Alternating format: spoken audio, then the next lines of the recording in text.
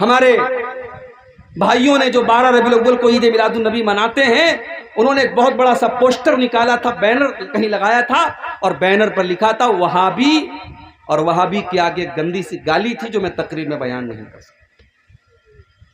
وہابی کے آگے گالی لکھی تھی۔ کیوں صاحب؟ نبی کے چاہنے والے ہیں اور یہ گستاخ لوگ ہیں، یہ لوگ نہیں مانتے، اس لیے ہم ان کو گالی دیں گے۔ وہابی کے ساتھ ہم نے گالی کا لفظ استعمال کیا۔ او لوگو ذرا شرم کرو، ذرا شرم کرو، جس نبی کی محبت کے نام پر تم آج دوسروں کو گالی دے رہے ہو، اس نبی نے اپنی زبان سے کبھی گالی نہیں دی۔ اس نبی کا حال تو یہ تھا، اما عائشہ فرماتی ہیں ما کان رسول اللہ صلی اللہ علیہ وسلم فاحشا ولا متفحشا، اللہ کے پیارے نبی نے کبھی اپنی زبان سے گندا لفظ استعمال نہیں کیا، کبھی گالی کے جواب میں بھی آپ نے گالی نہیں دی۔ ولا سخابا فی الاسواق، اللہ کے پیارے نبی بازاروں میں چیخنے چلانے کو پسند نہیں کرتے تھے۔ ہو لوگوں، جو نبی بازاروں میں چلانے کو پسند نہیں کرتا تھا، آج اس نبی کی محبت کے نام پر آپ ڈی جے بجا رہے ہیں، سارے گاؤں کو سنا رہے ہیں، سارے گھر والوں کو، سارے محلے والوں کو سنا رہے ہیں، راستے بند کر رہے ہیں۔ آج میرے پاس ویڈیو آیا ہے ممبئی کا، بڑے بڑے بڑے ڈی جے بج رہے ہیں، گانے بج رہے ہیں، میوزک بج رہے ہیں۔ جس نبی نے میوزک کی آواز سن کر اپنے کانوں میں انگلیاں ڈالی ہوں، جس نبی نے میوزک کو شیطان کا آلہ قرار دیا ہو، آج اس نبی کی پیدائش کے جشن کے نام پر آپ میوزک بجا رہے ہیں۔ کیک بھی کاٹا جا رہا ہے، نبی نے تو اپنا نام نہیں کاٹا۔ حضرت علی رضی اللہ تعالیٰ عنہ صلح حدیبیہ کے موقع پر جب اللہ کے نبی نے کہا کہ محمد الرسول اللہ کاٹ کر کے محمد ابن عبداللہ لکھ دو، تو حضرت علی نے کہا کہ میں رسول اللہ کا لفظ نہیں کاٹ سکتا۔ حضرت علی نے تو نہیں کاٹا، لیکن آج نبی کا چاہنے والا نبی کا نام لکھتا ہے اور پھر اس کے بعد اس کو چاقو سے کاٹ بھی رہا ہے۔ تو ربیع الاول کے مہینے کو بڑا گہرا تعلق ہے اللہ کے رسول کی سیرت سے۔ اور آج آپ نے دیکھا ہوگا ہمارے بہت سارے بھائی ربیع الاول کی 12 تاریخ کو جشن منا رہے ہیں، خوشی منا رہے ہیں، ڈی جے بجا رہے ہیں، کوئی ناچ رہا ہے، کوئی گا رہا ہے، کوئی کیک کاٹ رہا ہے۔ کیا نام دیا گیا اس کو؟ کہ صاحب ہمیں رسول سے محبت ہے۔ کون ایسا مسلمان ہے جو یہ کہے گا ہم کو رسول سے محبت نہیں ہے؟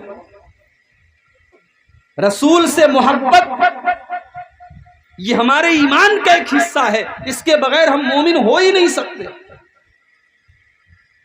اللہ کے پیارے نبی فرماتے ہیں لا یؤمن احدکم حتی اکون احب الیہ من والدہ وولدہ والناس اجمعین، تم میں سے کوئی انسان اس وقت تک مومن نہیں ہو سکتا جب تک اپنے باپ سے زیادہ، اپنی اولاد سے زیادہ اور تمام لوگوں سے زیادہ وہ اللہ کے نبی سے محبت نہ کرے۔ جب تک تمام لوگوں سے بڑھ کر کے وہ اپنے نبی سے محبت نہ کرے، تب تک اس کا ایمان مکمل نہیں ہو سکتا، وہ مومن نہیں ہو سکتا۔ سوال یہ پیدا ہوتا ہے کہ کیا نبی سے محبت اپنی جان سے بھی بڑھ کے کرنی چاہیے؟ بھئی ماں باپ سے زیادہ تو کرنی ہے، اولاد سے بڑھ کے کرنی ہے، سارے لوگوں سے بڑھ کے کرنی ہے، کیا اپنی جان سے بھی بڑھ کر کے محبت کرنا ہے نبی کے ساتھ؟ قرآن مجید جواب دیتا ہے النبی اولا بالمومنین من انفسہم، نبی سے محبت ایمان والے اپنی جان سے بڑھ کر کے کرتے ہیں، اپنی جان سے زیادہ وہ نبی سے پیار کرتے ہیں، نبی ان کو اپنی جان سے زیادہ محبوب ہوتے ہیں۔ بخاری کی روایت ہے حضرت عمر فاروق رضی اللہ تعالیٰ عنہ اللہ کے نبی کے ساتھ ہیں اور اللہ کے نبی حضرت عمر کا ہاتھ پکڑے ہوئے ہیں۔ حضرت عمر بڑے جذبات میں آ کر کے کہتے ہیں کہ اے اللہ کے نبی لَأَنْتَ أَحَبُّ إِلَيَّ مِنْ كُلِّ شَيْءٍ، اے اللہ کے نبی میں سب سے زیادہ آپ سے محبت کرتا ہوں، سارے لوگوں سے زیادہ میں آپ سے محبت کرتا ہوں، إِلَّا مِن نَفْسِي، سوائے اپنی جان کے، جان سے زیادہ آپ سے پیار نہیں کرتا۔ اللہ کے پیارے نبی نے فرمایا اے عمر لا والذی نفسی بیدہ حتی اکون احب الیک من نفسک، اے عمر اس ذات کی قسم جس کے ہاتھ میں میری جان ہے، جب تک تم اپنی جان سے بڑھ کر کے مجھ سے محبت نہ کرو گے، جب تک اپنی جان سے زیادہ تم مجھ سے پیار نہ کرو گے، تب تک تم مکمل ایمان والے نہیں بن سکتے، تب تک تم مکمل مومن نہیں بن سکتے۔ حضرت عمر نے دیکھیے یہی ایمان والے کی نشانی ہے، ایمان والے کی نشانی یہی ہوتی ہے کہ فوراً اپنی غلطی سے رجوع کر لیا، اور حضرت عمر نے کہا کہ اے اللہ کے نبی، میں اب آپ کے سامنے اعلان کرتا ہوں کہ میں اپنی جان سے بڑھ کر کے میں آپ سے محبت کرتا ہوں۔ اللہ کے پیارے نبی نے فرمایا الآن یا عمر، اے عمر اب جا کر کے تمہارا اسلام مکمل ہوا، تمہارا ایمان مکمل ہوا۔ تو نبی سے محبت ایمان کا ایک حصہ ہے میرے بھائی، نبی سے محبت ہمیں جان سے بڑھ کر کے کرنی چاہیے، مگر سوال یہ ہے کہ ہم نبی سے محبت کیوں کریں اور نبی سے محبت کیسے کریں؟ ان دونوں سوالوں کا جواب آج کی تقریر میں دینے کی کوشش کروں۔ دنیا میں ہم بہت سارے لوگوں سے محبت کرتے ہیں ان کی خوبیوں کی وجہ سے، ان کے کمالات کی وجہ سے۔ کسی کی آواز ہمیں پسند ہے، کسی کا انداز ہمیں پسند ہے، کوئی بہت خوبصورت ہے۔ کرکٹ، جو لوگ کرکٹ دیکھتے ہیں ان کا کوئی پسندیدہ کرکٹر ہے، انہیں کرکٹر سے محبت ہے کہ صاحب اس کے اندر کرکٹ کھیلنے کی ایک ادا ہے کہ نہیں؟ انسان دنیا میں کسی سے محبت کرتا ہے اس کے کمالات کی وجہ سے، اس کی خوبیوں کی وجہ سے۔ میرے پیارے ساتھیوں، اگر ہم محبت کا یہ معیار اپنے نبی کے اوپر اس کو سیٹ کریں، اگر ہم اللہ کے پیارے نبی کے اندر دیکھیں کہ کون سی خوبیاں آپ کے اندر موجود ہیں، تو ہم یہ دیکھتے ہیں کہ دنیا کی کوئی ایسی خوبی نہیں ہے، کوئی ایسا کمال نہیں ہے جو اللہ کے پیارے نبی کے اندر موجود نہ ہو۔ آپ ہر خوبی کے مالک ہیں، ہر اچھی چیز آپ کے اندر موجود ہے۔ آپ کی سیرت اور کردار تو اتنا بہترین ہے کہ اللہ تبارک و تعالیٰ آپ کے کردار کی تعریف کرتا ہے قرآن میں۔ اللہ فرماتا ہے وَإِنَّكَ لَعَلَىٰ خُلُقٍ عَظِيمٍ، اے نبی آپ بڑے عظیم اخلاق کے مالک ہیں، آپ کا اخلاق بہت اچھا ہے۔ آپ کا اخلاق تو ایسا ہے کہ 10 سال تک حضرت انس آپ کی خدمت کرتے ہیں، اور 10 سال کی خدمت کرنے کے بعد حضرت انس یہ رپورٹ دیتے ہیں خدمت رسول اللہ صلی اللہ علیہ وسلم 10 سنین، میں نے اللہ کے نبی کی خدمت 10 سال تک کی، فما قال لی اف قط، 10 سال کا پیریڈ گزر گیا اور اللہ کے پیارے نبی نے مجھے کبھی اف بھی نہیں کہا۔ 10 سال کوئی معمولی مدت نہیں ہوتی، 10 سال تک میں نے اللہ کے نبی کی خدمت کی، اور 10 سال میں کبھی ایسا نہیں ہوا کہ اللہ کے نبی نے مجھے کہا ہو، اف کہا ہو۔ کسی کو تکلیف پہنچانے کے لیے سب سے ہلکا لفظ عربی زبان میں کیا ہوتا ہے؟ اف۔ اسی لیے اللہ نے قرآن میں کہا کہ اپنے والدین کو اف بھی مت کہو۔ حضرت انس کہتے ہیں کہ 10 سال میں اللہ کے نبی نے مجھے کبھی اف بھی نہیں کہا۔ کبھی ایسا نہیں ہوا کہ میں نے کوئی کام کیا ہو اور اللہ کے نبی نے فرمایا ہو کہ اے انس تو نے یہ کام کیوں کیا، اور کبھی ایسا بھی نہیں ہوا کہ میں نے کوئی کام نہیں کیا اور اللہ کے نبی نے فرمایا کہ اے انس تو نے یہ کام کیوں نہیں کیا۔ یہ میرے نبی کا اخلاق۔ سچے اتنے تھے کہ آپ کے بڑے بڑے دشمن بھی کبھی آپ کو جھوٹا نہ کہہ سکے۔ امانت دار اتنے تھے، جب مکہ سے مدینہ آپ جا رہے تھے لوگ آپ کے خون کے پیاسے تھے، لوگ آپ کو جان سے مار دینا چاہتے تھے، مگر اس وقت بھی مکہ والے اپنی امانت اگر کسی کے پاس رکھواتے تھے تو جناب محمد رسول اللہ صلی اللہ علیہ وسلم کے پاس رکھواتے تھے۔ بہادر اتنے تھے کہ جنگ کے میدان میں جب سارے لوگ میدان چھوڑ کے بھاگ جاتے، اللہ کے نبی میدان جنگ میں کھڑے رہتے اور کہتے انا النبی لا کذب انا ابن عبد المطلب، او لوگوں میں اللہ کا سچا نبی ہوں، میں عبد المطلب کا بیٹا ہوں، میں جھوٹا نہیں ہوں، او لوگوں میری طرف آ جاؤ۔ اللہ کے نبی میدان جنگ میں ڈٹے رہتے تھے۔ بہادر اتنے تھے، سخی اور فیاض اتنے تھے کہ کبھی آپ نے کسی کو نہ نہیں کہا۔ جب بھی آپ سے کسی نے کوئی چیز مانگی آپ نے کبھی کسی کو نہ نہیں کہا۔ ایک صحابی اللہ کے نبی کے پاس آتے ہیں، اے اللہ کے نبی میں ایک چادر آپ کو گفٹ کرنا چاہتا ہوں، میں ایک چادر آپ کو دینا چاہتا ہوں۔ ایک حدیث میں کہ عورت آتی ہے، صحابی آتی ہیں، اے اللہ کے نبی میں آپ کو ایک چادر دینا چاہتی ہوں۔ اس نے ایک بہترین چادر اللہ کے نبی کو لا کر کے دے دی۔ اتفاق سے اللہ کے پیارے نبی کے پاس اس وقت کوئی اور چادر نہیں تھی، آپ کو چادر کی ضرورت بھی تھی۔ آپ نے اس چادر کو قبول کر لیا اور اس چادر کو آپ پہننے لگے، اوڑھنے لگے۔ ایک صحابی کی نظر پڑ گئی، اے اللہ کے نبی یہ چادر بہت اچھی لگ رہی ہے، اے اللہ کے نبی کیا آپ اپنی چادر مجھ کو گفٹ کر دیں گے، کیا آپ اپنی چادر مجھ کو دے دیں گے؟ اللہ کے پیارے نبی نے اپنی چادر کو اتارا اور صحابی کو دے دیا، فوراً اتار کر کے دے دیا۔ دوسرے صحابہ نے اس صحابی سے کہا تو نے یہ اچھا کام نہیں کیا، تو جانتا ہے کہ اللہ کے پیارے نبی کو چادر کی ضرورت ہے، آپ کے پاس کوئی دوسری چادر نہیں ہے، اور تو یہ بھی جانتا ہے کہ اللہ کے نبی کسی کو نہ نہیں کرتے، جب نبی سے کوئی چیز مانگی جائے تو نبی کسی کو نہ نہیں کرتے، تو نے کیوں نبی سے یہ چادر مانگی؟ وہ صحابی کہنے لگے، او لوگوں میری طرف غلط نظروں سے نہ دیکھو، میں نے یہ چادر کیوں مانگی ہے، ذرا میرا مقصد بھی تو سن لو، میں نے یہ چادر کیوں مانگی ہے؟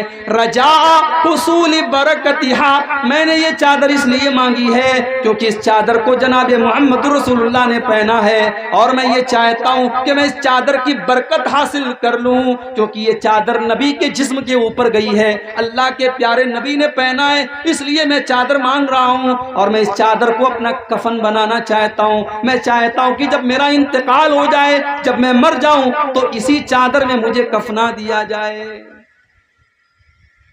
یہ اللہ کے نبی کا اخلاق۔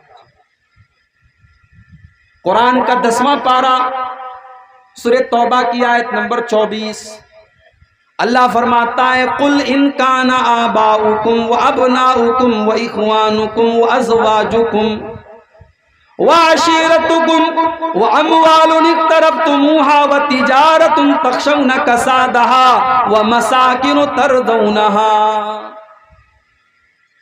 اللہ تعالیٰ نے 8 چیزوں کا نام، بڑے غور سے سنیے گا، میرے پاس صرف قرآن اور حدیث ہے، کوئی تیسری چیز نہیں ہے میرے بھائی، اور میں بہت مجبور ہوں، میں نہیں چاہتا کہ رات کو 2 بجے مجھے آپ کے سامنے لایا جائے، میں چاہتا ہوں کہ ایسے ٹائم مجھے تقریر کا موقع دیا جائے جب آپ غور سے میری بات کو سنیں اور میں اچھے طریقے سے سمجھا سکوں، لیکن میں جانتا ہوں یہ بہت مشکل کام ہے، رات کے 2 بجے ہیں، آپ کو نیند بھی آئے گی، بہت ساری باتیں آپ کے سر کے اوپر بھی جائیں گی، میں کوشش کروں گا آپ کو اپنی بات سمجھانے۔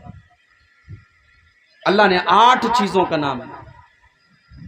اللہ فرماتا ہے کہ اے میرے نبی آپ اعلان کر دیجئے، قُلْ إِنْ كَانَ آبَاؤُكُمْ، اے میرے نبی آپ اعلان کر دیجئے کہ اے مسلمانوں 8 چیزیں ایسی ہیں جن سے تم بہت زیادہ محبت کرتے ہو، 8 چیزیں ایسی ہیں جن سے تم بہت زیادہ پیار کرتے ہو۔ سب سے پہلی چیز قُلْ إِنْ كَانَ آبَاؤُكُمْ، اگر تم اپنے باپ سے پیار کرتے ہو۔ کون اپنے باپ سے پیار نہیں کرتا؟ کوئی بدنصیب ہوگا، کوئی بدبخت ہوگا، کوئی نامراد ہوگا جو اپنے باپ سے محبت نہیں کرے، ورنہ جس کے اندر کامن سینس ہے، جس کے اندر ذرا سی بھی عقل ہے، سوجھ بوجھ ہے، وہ اپنے باپ کی عزت کرے گا، باپ کی قدر کرے گا، وہ جانتا ہے باپ نے میرے لیے کتنی تکلیفیں اٹھائی۔ دنیا میں کبھی ماں باپ کو مت ستانا میرے بھائی، ورنہ دنیا ہی میں اللہ تعالیٰ سزا دے گا۔ 2 گناہ ایسے ہیں جس کی سزا اللہ آخرت میں تو دے گا ہی دے گا، دنیا میں بھی اللہ اس کی سزا دیتا ہے۔ اللہ کے پیارے نبی فرماتے ہیں اثنان یعجلہم اللہ فی الدنیا، 2 گناہ ایسے ہیں جن کی سزا اللہ تعالیٰ دنیا ہی کے اندر دے دیتا ہے۔ کون سے 2 گناہ ہیں؟ فرمایا البغی وعقوق الوالدین، کسی کے اوپر ظلم کرنا اور ماں باپ کو تکلیف دینا، ماں باپ سے رشتہ کاٹنا، ماں باپ کو ستانا، یہ 2 گناہ ایسے جن کی سزا اللہ تعالیٰ دنیا ہی کے اندر دے دیتا ہے۔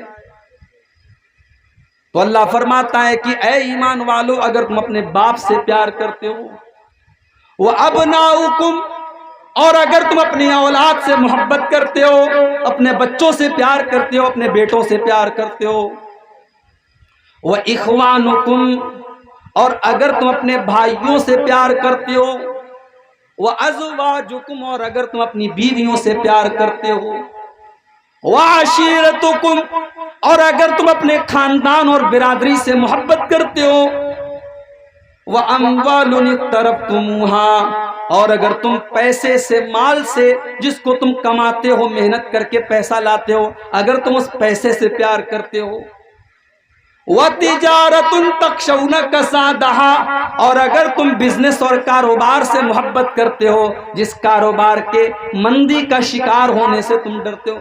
کاروباری کو سب سے زیادہ ڈر کیا ہوتا ہے؟ کہیں میرا کاروبار بیٹھ نہ جائے، کہیں میرے کاروبار میں مندی نہ آ جائے۔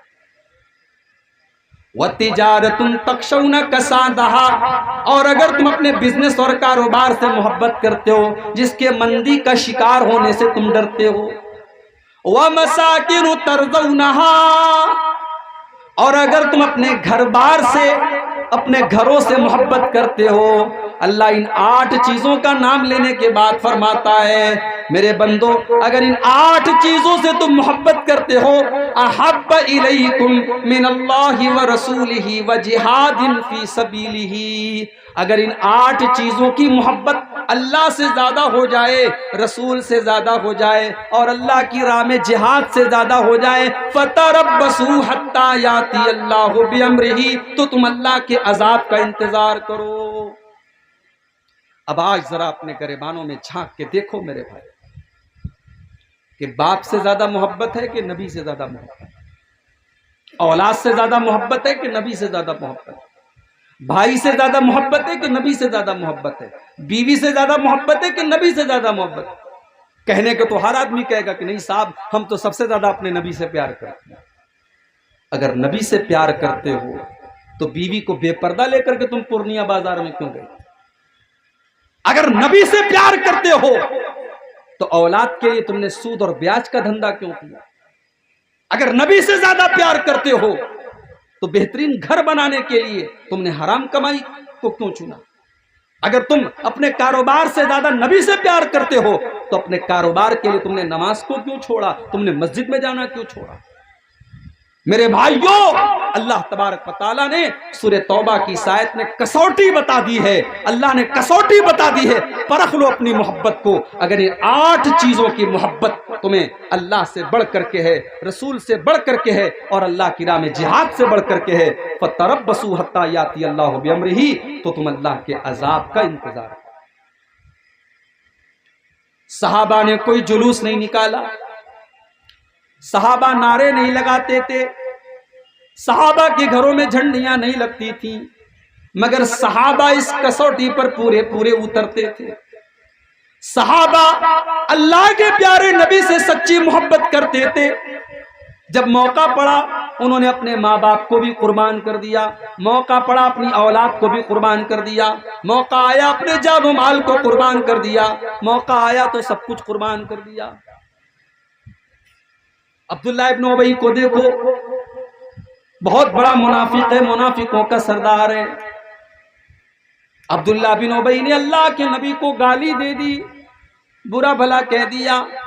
عبداللہ بن ابی کے بیٹے کو پتا چلا، عبداللہ بن ابی تو منافق ہے لیکن اس کا بیٹا سچا مسلمان ہے، نبی کا صحابی ہے، نبی کا ساتھی ہے۔ بیٹے کو پتا چلا کہ باپ نے اللہ کے نبی کی گستاخی کر دی ہے، باپ نے اللہ کے نبی کے بارے میں کچھ نازیبا کلمات کہہ دیے ہیں۔ کیا کہا تھا باپ نے؟ قرآن کریم میں اللہ تعالیٰ نے عبداللہ بن ابی کی گالی کو بیان کیا ہے کہ عبداللہ بن ابی نے کیا کہا تھا اللہ کے نبی۔ عبداللہ بن ابی نے کہا تھا لَيُخْرِجَنَّ الْأَعَزُّ مِنْهَا الْأَذَلَّ، اس نے کہا تھا جب ہم مدینہ پہنچیں گے تو عزت والا ذلت والے کو نکال دے گا۔ اس نے اپنے آپ کو عزت والا کہا تھا اور اللہ کے پیارے نبی کو ذلت والا کہا تھا۔ یہی گالی دی تھی اس نے اللہ کے نبی کو، اور جب اس کے بیٹے کو پتا چلا، بخاری کے الفاظ ہیں، بیٹے نے اپنے باپ کو روک لیا، بیٹے نے باپ کو روک لیا اور کہا کہ میں تمہیں مدینہ میں جانے نہیں دوں گا جب تک میرے اللہ کے پیارے نبی تمہارے بارے میں اجازت نہیں دیں گے، تب تک میں آپ کو مدینے میں جانے نہیں دوں گا۔ اس کے بعد جب اللہ کے نبی آتے ہیں، عبداللہ بن ابی کا بیٹا کہتا ہے کہ اے اللہ کے رسول، مجھے پتا ہے کہ میرے باپ نے آپ کے ساتھ بہت بدتمیزی کی ہے، مجھے پتا ہے میرے باپ نے آپ کو بہت برا بھلا کہا ہے، اے اللہ کے نبی اگر آپ میرے باپ کی سزائے موت کا فیصلہ کریں تو یہ سزا کسی اور کو دینے مت دیجئے گا، اپنے باپ کو سزائے موت میں دوں گا، کیونکہ اس نے آپ کی توہین کی ہے، وہ میرا باپ ہے، میں اس سے بہت زیادہ محبت کرتا ہوں، مگر اے اللہ کے نبی میں آپ سے زیادہ اس سے محبت نہیں کرتا ہوں، اگر میرے باپ نے آپ کے ساتھ گستاخی کی ہے میں اس کو مدینہ کے اندر داخل نہیں ہونے دوں گا۔ یہ تھے نبی کے صحابہ، یہ تھے نبی کے صحابہ، اور یہ تھی میرے پیارے ساتھیوں ان کی محبت رسول۔ آج محبت رسول کے نام پر ہم کہاں جا رہے ہیں؟ ہم خود فیصلہ کر لیں، مجھے کچھ بتانے کی ضرورت نہیں۔ غزوہ بدر کا وہ منظر یاد کرو، ایک طرف حضرت ابو بکر صدیق ہیں، دوسری طرف ان کا بیٹا ہے، باپ مسلمان ہے، بیٹا کافر ہے، باپ بیٹے کے درمیان لڑائی ہو رہی ہے، جنگ ہو رہی ہے، کبھی بیٹا باپ کی تلوار کے نیچے آ جاتا ہے، کبھی باپ بیٹے کی تلوار کے نیچے آ جاتا ہے، جنگ ختم ہو گئی، بعد میں حضرت ابو بکر کے بیٹے بھی مسلمان ہو گئے، عبد الرحمن بن ابو بکر۔ بعد میں جب باپ بیٹے آپس میں گفتگو کر رہے ہیں، عبد الرحمن بن ابو بکر کہتے ہیں کہ ابا جان، پتہ ہے بدر کی لڑائی میں کئی بار ایسا موقع آیا کہ آپ کی گردن میری تلوار کے نیچے آ گئی، کئی بار ایسا موقع آیا کہ آپ کی گردن میری تلوار کے نیچے آ گئی، مگر میں نے یہ سوچ کر کے چھوڑ دیا کہ آپ میرے باپ ہیں، میں نے آپ کو چھوڑ دیا کہ یہ میرے باپ ہیں، میں نے یہ سوچ کر کے آپ کو قتل نہیں کیا۔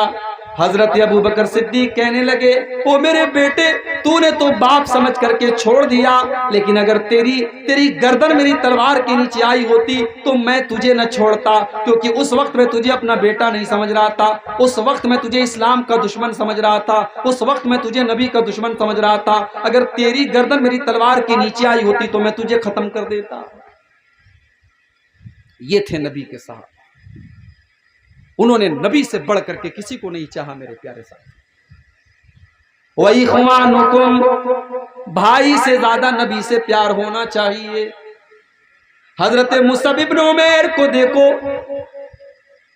جنگ بدر میں حضرت مصعب بن عمیر کے بھائی کافروں کی طرف سے لڑ رہے تھے، کافر تھے، مشرک تھے۔ جب جنگ ختم ہو گئی، قیدیوں کو پکڑ کے لایا گیا تو مصعب بن عمیر کے جو بھائی تھے ان کا نام تھا ابو عبید بن عمیر، ابو عبید بن عمیر بھی قیدیوں کے ساتھ پکڑ کے لائے گئے۔ ایک مسلمان نے ان کو کس کے پکڑا ہوا تھا، حضرت مصعب بن عمیر کی نظر پڑی، انہوں نے اپنے مسلمان ساتھی سے کہا اس کو ذرا کس کے باندھنا، اس کو اچھی طریقے سے باندھ کے رکھنا، اس کی ماں بہت پیسے والی ہے، بہت پیسہ ملے گا، اس کو پیسہ لے کر کے چھوڑنا ہے۔ مصعب بن عمیر کا بھائی حیران ہے، اس نے کہا تو میرا بھائی ہو کے ایسی بات کر رہا ہے، تو میرے بارے میں کہہ رہا ہے اس کو کس کے باندھو، اس کو مضبوطی سے باندھو، اور تو یہ بھی کہہ رہا ہے کہ اس کی ماں کے پاس پیسہ بہت زیادہ ہے۔ ارے تو میرا سگا بھائی ہے، تیرے جسم کے اندر وہی خون دوڑ رہا ہے جو میرے جسم کے اندر دوڑ رہا ہے، لیکن تو آج اس طریقے سے میرے بارے میں بات کر رہا ہے، آخر کیا وجہ ہے، کیا بات ہے؟ حضرت مصعب بن عمیر کہتے ہیں انہو اخی دونک، او میرے بھائی، کل تک تو میرا بھائی تھا لیکن آج اسلام نے میرے اور تیرے درمیان دیوار کھڑی کر دی ہے، آج تو میرا بھائی نہیں ہے، آج یہ میرا بھائی ہے، جس نے تجھ کو گرفتار کر کے رکھا ہے، جس نے تجھ کو پکڑ کر کے رکھا ہے، یہ میرا بھائی ہے، تو میرا بھائی نہیں ہے۔ یہ تھی صحابہ کی نبی سے محبت،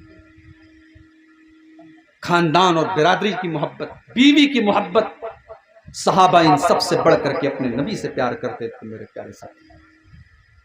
حضرت حنظلہ رضی اللہ تعالیٰ عنہ کو دیکھو، نئی نئی شادی ہوئی ہے، اور شادی کی پہلی ہی رات جب وہ اپنے بیوی کے ساتھ ہیں، اللہ کے پیارے نبی کی طرف سے یہ اعلان ہوتا ہے میدان جنگ میں جانا ہے، میدان جہاد میں جانا ہے، لڑائی کا اعلان ہو چکا ہے، فوراً نکلنے کا آرڈر دے دیا گیا، سارے صحابہ نکلنے لگے، حضرت حنظلہ رضی اللہ تعالیٰ عنہ بھی اپنی بیوی کو چھوڑ کر کے جانے لگے۔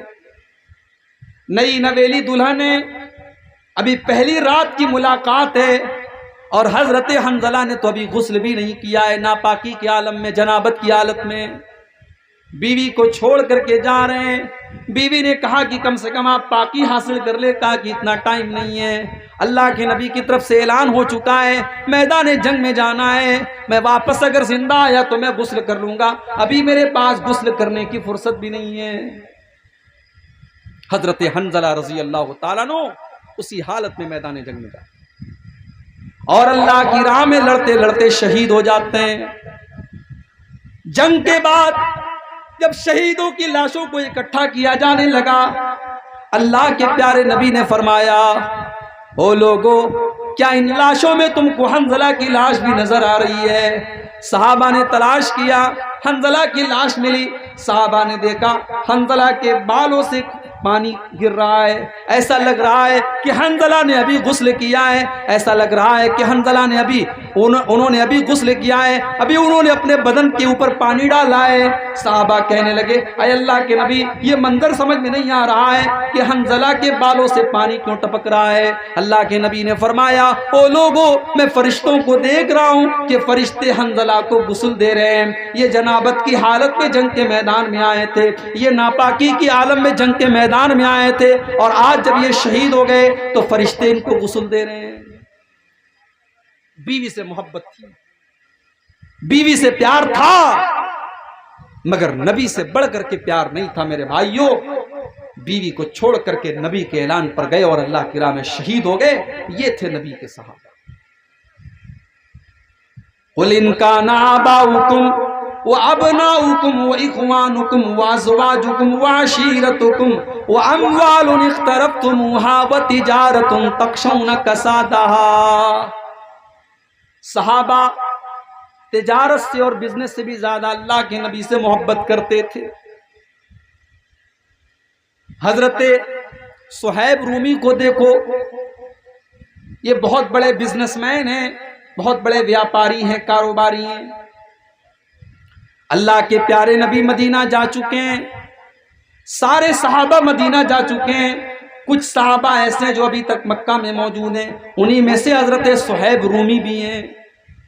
صہیب رومی جو بچپن میں غلام بن کر کے مکہ میں آئے تھے، اور بعد میں مکہ میں رہ کر کے انہوں نے پیسہ کمایا، مال کمایا، بزنس کیا، اور آج سارا مال لے کر کے وہ مدینہ جانے لگے۔ جب صہیب رومی مدینہ جانے لگے، مکہ کے کافروں نے ان کی اونٹ کی نکیل کو پکڑ لیا، کہا، اے صہیب کہاں جا رہے ہو؟ کہا، میں یثرب جا رہا ہوں، مدینہ جا رہا ہوں۔ کہا، اے صہیب ہم تمہیں مدینہ نہیں جانے دیں گے، اتیتنا صعلوکا لا مال لک۔ اے صہیب جب تم مکہ میں آئے تو تمہارے پاس ایک پھوٹی کوڑی نہیں تھی، ایک پیسہ بھی نہیں تھا، اور آج جب تم نے پیسہ کما لیا تم سارا کا سارا مال لے کر کے مدینہ جا رہے ہو۔ اے صہیب ہم تمہیں مدینہ نہیں جانے دیں گے، مدینہ نہیں جانے دیں گے۔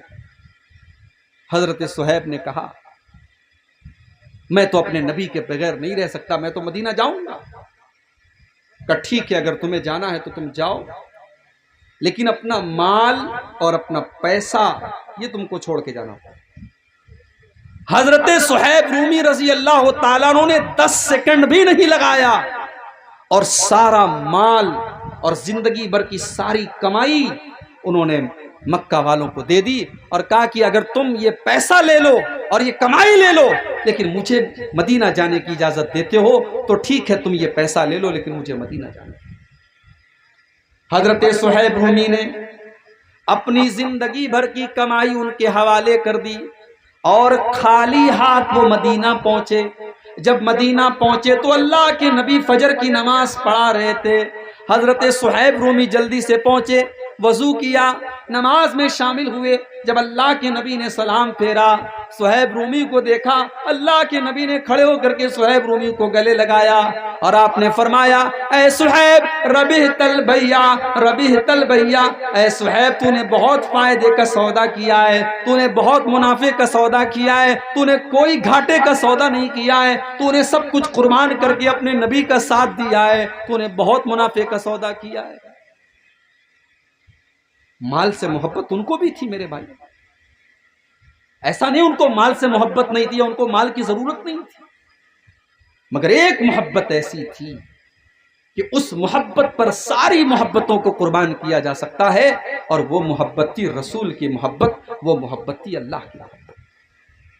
حضرت صہیب رومی رضی اللہ تعالیٰ عنہ نے اپنا سب کچھ قربان کر دیا اور اللہ کے پیارے نبی کے پاس چلے گئے۔ یہ تھی صحابہ کی نبی سے محبت۔ ہم کیا محبت کا مطلب سمجھے؟ ہم نے تو محبت کو مذاق بنا کے رکھ دیا، ہم تو محبت کے نام پر وہ سارے کام کر رہے ہیں جس کی نبی کی سنت میں اور نبی کی شریعت میں جس کی کوئی گنجائش نہیں۔ میرے پیارے ساتھیوں، جس کو نبی سے محبت ہوگی وہ نبی کی اتباع کرے گا، وہ نبی کے نقش قدم پر چلے گا، وہ نبی کی سنتوں پر چلے گا۔ اللہ قرآن میں کہتا ہے، سورہ آل عمران کی آیت نمبر 41 میں کہتا ہے قُلْ إِن كُنتُمْ تُحِبُّونَ اللَّهَ فَاتَّبِعُونِي يُحْبِبْكُمُ اللَّهُ۔ اے نبی آپ اعلان کر دیجئے اگر تم اللہ سے محبت کرتے ہو تو نبی کی اتباع کرو، نبی کی پیروی کرو۔ صحابہ کیسے پیروی کرتے تھے اللہ کے نبی؟ اللہ کے نبی صحابہ کے ساتھ جا رہے ہیں، سفر کے دوران نماز کا ٹائم ہو گیا، اللہ کے نبی نے صحابہ سے کہا کہ جوتا پہن کر کے نماز پڑھ لو۔ پتہ چلا کہ اگر جوتا پاک صاف ہو اور سفر کے حالات ہوں، جنگل وغیرہ کا معاملہ ہو اور جوتا اتارنے میں دقت کی بات ہو تو جوتا پہن کر کے بھی نماز پڑھ سکتے ہیں۔ اللہ کے نبی جوتا پہن کے نماز پڑھنے لگے، صحابہ بھی پیچھے جوتا پہن کر کے نماز پڑھنے لگے۔ نماز کے دوران اللہ کے نبی نے اپنے جوتے اتار دیے، صحابہ نے دیکھا اللہ کے پیارے نبی نے اپنے جوتے اتار دیے، صحابہ نے بھی فوراً اپنے جوتے اتار دیے۔ جب اللہ کے پیارے نبی نے سلام پھیرا، آپ نے پوچھا ما حملکم علی القاء نعالکم، اے میرے صحابہ میں نے تو جوتے اس لیے اتارے کیونکہ جبریل علیہ السلام نے آ کر کے مجھ کو بتایا تھا کہ میرے جوتے میں گندگی لگی ہے، اس لیے مجھے جوتا اتارنا پڑا۔ اے میرے صحابہ تم نے جوتا کیوں اتارا؟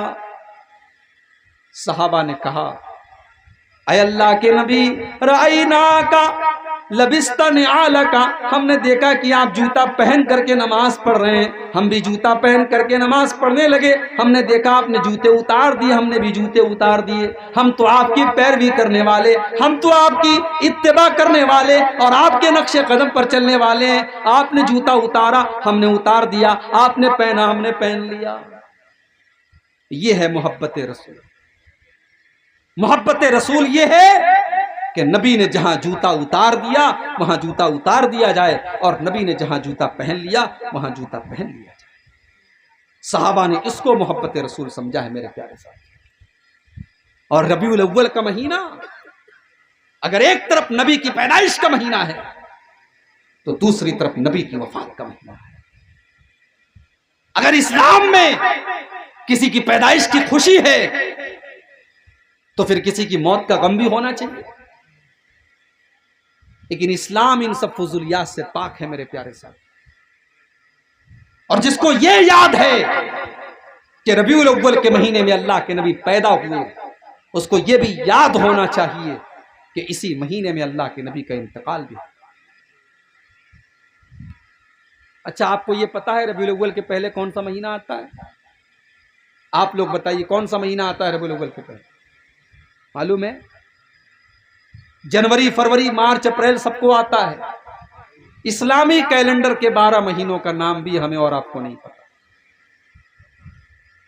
وضع میں تم ہو نصارا تو تمدن میں ہنود، یہ مسلمان ہے جنہیں دیکھ کے شرمائے جو۔ آج کے مسلمان کو اسلامی 12 مہینوں کے نام بھی نہیں پتا۔ اگر پوچھا جائے کہ اسلامی کیلنڈر کا پہلا مہینہ کون ہے تو بہت سارے لوگ یہ بھی نہیں بتا پائیں گے پہلا مہینہ کون سا۔ ربیع الاول کے پہلے مہینہ کون سا آتا ہے؟ سفر کا. سفر کی آخری تاریخ 28 یا 29 تاریخ. ایک انصاری صحابی کے جنازے میں اللہ کے نبی گئے ہوئے تھے. جنازے سے آپ لوٹ رہے تھے. آپ کے سر میں شدید درد شروع ہوا. آپ جب گھر پر تشریف لائے، آپ نے اماں عائشہ سے فرمایا، عائشہ واراساؤ، میرے سر میں بہت تیز درد ہو رہا ہے. اماں عائشہ نے فرمایا، اے اللہ کے نبی، آج تو میرے سر میں بھی بہت زیادہ درد ہو رہا ہے. آپ نے فرمایا، عائشہ لو مت قبلی لغسلتک وکفنتک. اے عائشہ، چلو ایک وعدہ تم سے کرتا ہوں، اگر تمہاری موت مجھ سے پہلے ہو گئی، تم دنیا سے مجھ سے پہلے چلی گئی، تمہارا انتقال ہو گیا، تو اے عائشہ میں تمہیں غسل دوں گا اور میں تمہیں کفناؤں گا. میں اپنے ہاتھوں سے تمہیں غسل دوں گا اور اپنے ہاتھوں سے کفناؤں گا. اماں عائشہ نے فرمایا، اے اللہ کے نبی، آپ تو یہی چاہتے ہیں میں مر جاؤں اور آپ میری جگہ کوئی سوتن لے آئیں اور میرے گھر میں کسی دوسری عورت کو لا کر کے بسائیں. آپ نے اماں عائشہ کے ساتھ ہنسی مذاق بھی کیا. لیکن میرے پیارے ساتھیوں، یہی دن تھا جس دن سے اللہ کے نبی کی بیماری کا آغاز ہوا، آپ کے مرض الموت کا آغاز ہوا. اور اس بیماری کے اندر آپ 13-14 دن تک مبتلا رہے اور 12 ربیع الاول کو آپ کا انتقال ہوا. 13-14 دن تک آپ بیمار تھے. بیماری بڑھنے لگی. اسی بیماری کے عالم میں مدینہ سے 10 کلومیٹر دور شہدائے احد کا قبرستان ہے. اللہ کے نبی مدینہ سے 10 کلومیٹر دور شہدائے احد کے قبرستان پر جاتے ہیں اور وہاں کھڑے ہو کر کے ان کے لیے دعا کرتے ہیں، یا ایک روایت کے مطابق وہاں کھڑے ہو کر کے جنازے کی نماز پڑھتے ہیں. 8 سال کے بعد جنگ احد ہوئی ہے دوست، سن 2 ہجری میں. اللہ کے نبی 8 سال کے بعد جا کر کے شہدائے احد کے لیے دعائے مغفرت کرتے ہیں یا جنازے کی نماز پڑھاتے ہیں. حدیث کے الفاظ ہیں، اللہ کے نبی ایسا کیوں کرتے ہیں؟ کیونکہ اللہ کے نبی شہدائے احد سے الوداع کہہ رہے تھے اور ان کو یہ بتانے کی کوشش کر رہے تھے کہ اے احد میں شہید ہونے والے میرے صحابہ، میں جلد ہی تمہارے پاس آنے والا ہوں، میں بھی اللہ کے پاس آنے والا ہوں. ایک دن آپ اسی بیماری کے عالم میں بقیع کے قبرستان میں جاتے ہیں اور بقیع کے قبرستان میں کھڑے ہو کر کے مغفرت کی دعا کرتے ہیں. اس کے بعد آپ مسجد میں آتے ہیں اور منبر پر کھڑے ہوتے ہیں اور خطبہ دیتے ہیں اور خطبے میں فرماتے ہیں، انی بین ایدیکم فرتن وانا علیکم شہید. او لوگو، میں تم سب سے آگے جانے والا ہوں اور میں قیامت کے دن تمہارے بارے میں گواہی دینے والا ہوں اور تم سے ملاقات حوض کوثر پر ہوگی اور میں یہاں سے اپنے حوض کوثر کو دیکھ رہا ہوں. او لوگو، مجھے یہ ڈر نہیں ہے کہ تم میرے بعد شرک کرنے لگو گے، مجھے ڈر ہے تو اس بات کا ڈر ہے کہ کہیں تم دنیا کے فتنے میں نہ پڑ جاؤ، کہیں دنیا کی رنگینیوں میں نہ کھو جاؤ. بدھ کا دن آیا. وفات سے 5 دن پہلے سوموار کو انتقال ہوا. سوموار کے پہلے اتوار، اتوار کے پہلے سنیچر، سنیچر کے پہلے جمعہ اور جمعہ کے پہلے جمعرات اور جمعرات کے پہلے بدھ کا دن ہے. بدھ کا دن آتا ہے. اللہ کے نبی اپنے صحابہ سے کہتے ہیں کمزوری محسوس ہو رہی ہے. کہتے ہیں 7 الگ الگ کنویں کا پانی لاؤ. 7 الگ الگ کنویں کا پانی لایا گیا. اللہ کے نبی نے غسل کیا. غسل کرنے کے بعد آپ نے اپنے سر کے اوپر پٹی باندھی اور مسجد میں تشریف لائے اور ظہر کی نماز آپ نے پڑھائی. ظہر کی نماز پڑھانے کے بعد آپ نے خطبہ دیا اور اس خطبے میں آپ نے فرمایا، ان اللہ خیر عبدا بین یختار ما عنده وبین زہرۃ الدنیا. اللہ تعالیٰ نے اپنے ایک بندے کو یہ آپشن دیا، یہ چوائس دی کہ چاہو تو دنیا کی زینت کو لے لو، دنیا کی دولت کو لے لو، دنیا کی کچھ زندگی لے لو، اور چاہو تو میرے پاس آ جاؤ۔ اللہ کے اس بندے نے اللہ کے پاس جانے کو پسند کیا، اور اللہ کا وہ بندہ اللہ کے پاس جانے کے لیے تیار ہو گیا۔ ابھی نبی نے اتنا ہی کہا تھا، صحابہ کا مجمع بیٹھا ہوا ہے، ابو بکر صدیق بھی بیٹھے، اور ابو بکر صدیق کی آنکھوں سے آنسو بہ رہے ہیں، اور ابو بکر صدیق کہتے ہیں فدیناک بآبائنا وامہاتنا، اے اللہ کے نبی ہمارے ماں باپ آپ کے اوپر قربان، ہمارے ماں باپ آپ کے اوپر قربان۔ صحابہ حیران ہیں کہ یہ ابو بکر رو کیوں رہے ہیں، ابو بکر کی آنکھوں سے آنسو کیوں بہ رہے ہیں، اور ابو بکر بار بار یہ کیوں کہہ رہے ہیں کہ اے اللہ کے نبی ہمارے ماں باپ آپ کے اوپر قربان ہو۔ صحابہ کہتے ہیں ہم کو یہ بات بعد میں سمجھ میں آئی کہ اللہ کے نبی تو اپنی ہی بات کر رہے تھے، کہ اللہ تعالیٰ نے مجھ کو یہ چوائس دی ہے کہ چاہے تو دنیا میں کچھ اور دن میں زندگی گزار لوں، اور چاہوں تو میں اپنے رب کے پاس چلا جاؤں، اور اللہ کے نبی نے دنیا میں اور رہنا گوارا نہیں کیا، اور اپنے رب کے پاس جلدی سے جلدی جانا گوارا کر لیا۔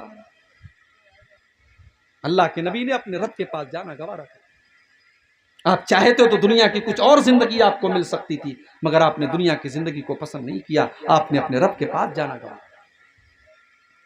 جب آپ نے ابو بکر صدیق کو روتے ہوئے دیکھا، آپ نے کہا ابو بکر تم رو مت، لا تبکی یا ابا بکر، نے ابو بکر تم رونا نہیں، ان من امن الناس علی فی صحبتہ ومالہ، ابو بکر میرے اوپر سب سے زیادہ اگر کسی کا احسان ہے، کسی نے اپنے مال کے ذریعے اور اپنی جان کے ذریعے سب سے زیادہ کسی نے میرا ساتھ دیا ہے تو ابو بکر نے دیا ہے۔ او لوگو ابو بکر میرا سب سے محسن ہے، سب سے زیادہ اس کا میرے اوپر احسان ہے۔ اگر میں دنیا میں کسی کو اپنا خلیل بناتا تو ابو بکر کو بناتا، لیکن اسلام کی جو محبت ہے اور اسلام کا جو بھائی چارہ ہے وہی کافی ہے۔ میرا خلیل تو صرف اور صرف اللہ تعالیٰ ہے، اگر میں دنیا میں کسی کو خلیل بناتا تو ابو بکر کو بناتا۔ اس کے بعد آپ نے یہ بھی فرمایا کہ مسجد میں جتنے دروازے ہیں سارے دروازوں کو بند کر دیا جائے، صرف ابو بکر کا دروازہ کھولے رکھا جائے، ابو بکر کے دروازے کو بند نہ کیا جائے۔ یہ اللہ کے نبی کی آخری اسپیچ تھی، آپ کی آخری تقریر تھی میرے پیارے سے۔ اچھا، اللہ کے نبی کو احساس ہو گیا تھا کہ میں دنیا سے جانے والا ہوں۔ سن 10 ہجری تک اسلام مکمل ہو چکا تھا، اسلام کے سارے احکام پر اللہ کے نبی عمل کر چکے تھے، صرف ایک چیز باقی تھی، آپ نے حج نہیں کیا تھا۔